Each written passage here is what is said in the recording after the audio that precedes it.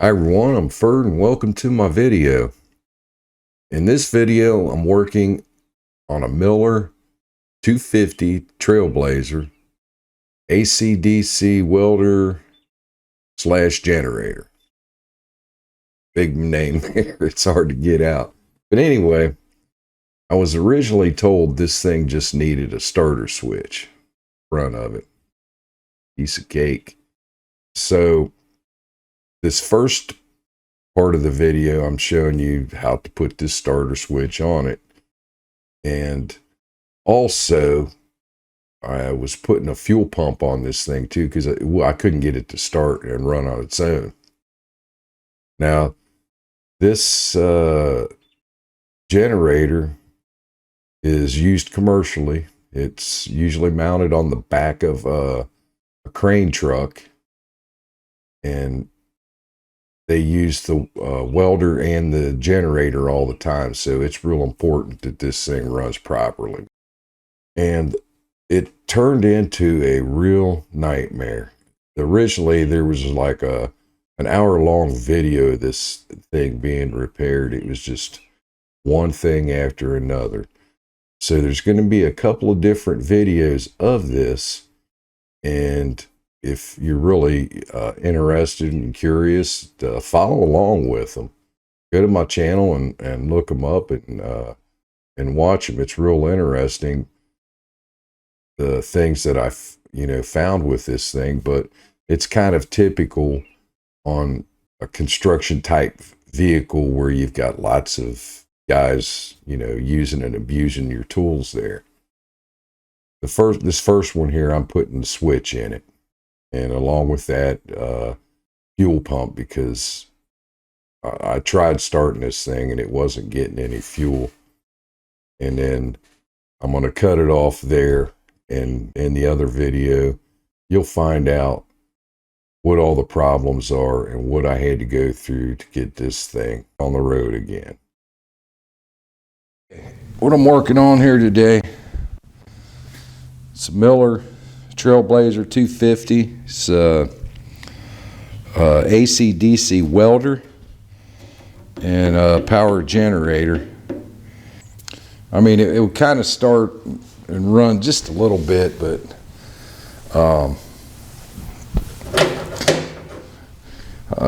did all the testing on it and everything, and it's got a bad fuel pump, I believe.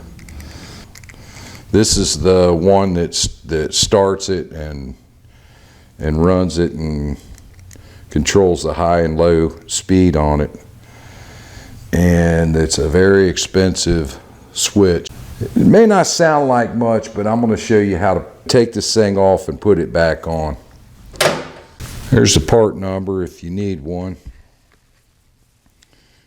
And I think they use these on the Bobcats and other things, but there are a couple of different switches, so make sure that the one that you get is the right one for the generator that you're using.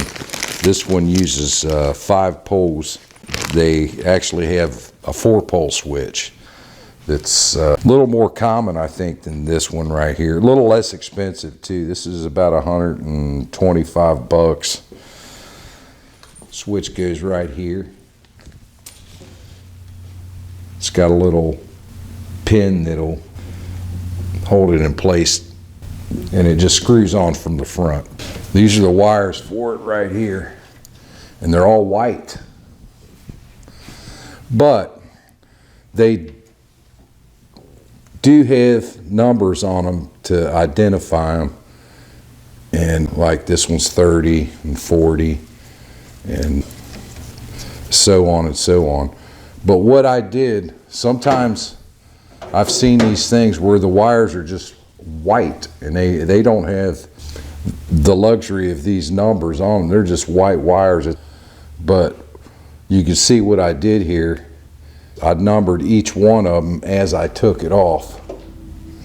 On the back of the plug, they're numbered. When I first received it, I made sure that this plug was identical to the one that I was replacing, number-wise and everything, and it is. So all I have to do here, plug all my wires into where I have them numbered, and it's a piece of cake. But that's the most important part about it. Make sure that you mark these wires as you're taking them off, and take pictures. There's our new switch poking out the front there. And it could go one of two ways. It'll actually fit the opposite way, but you don't want it like that. It's going to go like this. Easy to figure out. I mean, if you're working on something like this, you should know. There's the off position. And when you hit the start, it'll bounce back. The other one wouldn't do that. So, got that. I'm gonna button down them wires real fast, and then I'm gonna go back here. We'll put a fuel pump on this thing.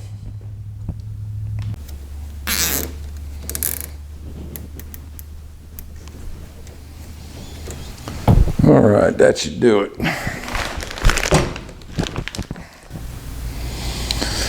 Okay, there's the engine that's on it. This is an Onan. The fuel pump that I'm going to be using, an aftermarket. I couldn't see spending $300 or $400 for a new fuel pump. I was trying to find a kit to rebuild this old one, but there's nothing out there available. But anyway, this one seems to be a good quality. I got it on Amazon. It was about 20 bucks. We're going to use this. We're going to go in here and then come out here just like the old one. It was like that. In here. And we'll just put that over there. And it's going to plug in right here. Let me get a pair of needle nose and hold that so I don't push it in.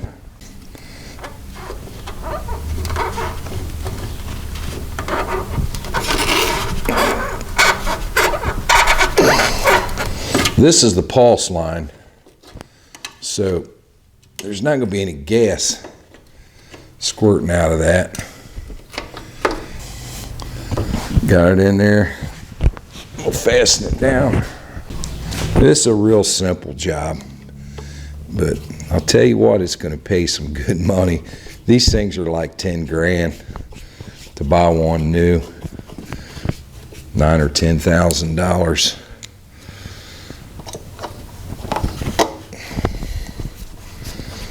And the problem with it was it sat out in a frickin'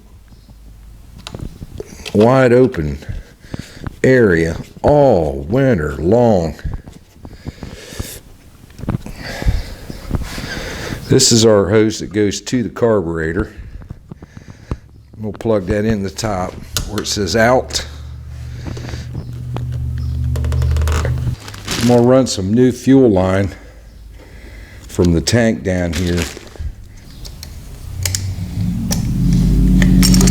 All right, man, let's hook the battery up. Let's see if this thing will start. Okay, the battery's hooked up. Everything's hooked up. Let's see. Please start up and run. Please.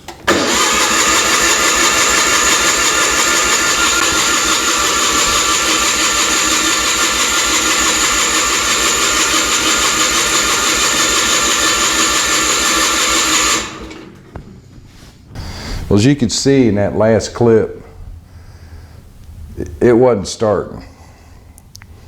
I dumped gas down in it, and in the carburetor, and it would start right up, but it would die. So I traced the fuel problem. It wasn't pumping fuel, but when I got down into the tank, and the reason why is because the tank was half full of water. So I've got all the water out of it, cleaned it and dried it out, and I got the thing running, and it runs at around 3,200 RPMs all the time. There's no idling, and it surges. So I'm going to leave you hanging right there. I mean, in this one, it's a simple installation of a switch and a fuel pump. It didn't fix the problem, so we'll just say this is how to install a switch and a fuel pump. But if you're really curious about what was going on with this thing, you'll see it in this the next video that I'm going to put up, because it gets quite intense, and it's inside the engine. I mean, it's not just a simple carburetor adjustment to keep this thing from surging. And you'll also find out how important that it is that as a generator, how smooth the engine should run to generate the proper electricity to keep you from damaging any of your tools or appliances or anything that you might be running off of this thing. So watch that other video and it'll fill in a lot of the blanks that I left behind on this one. Anyway, thanks for watching. Hit the like and subscribe button if you liked what you've seen here, and follow me.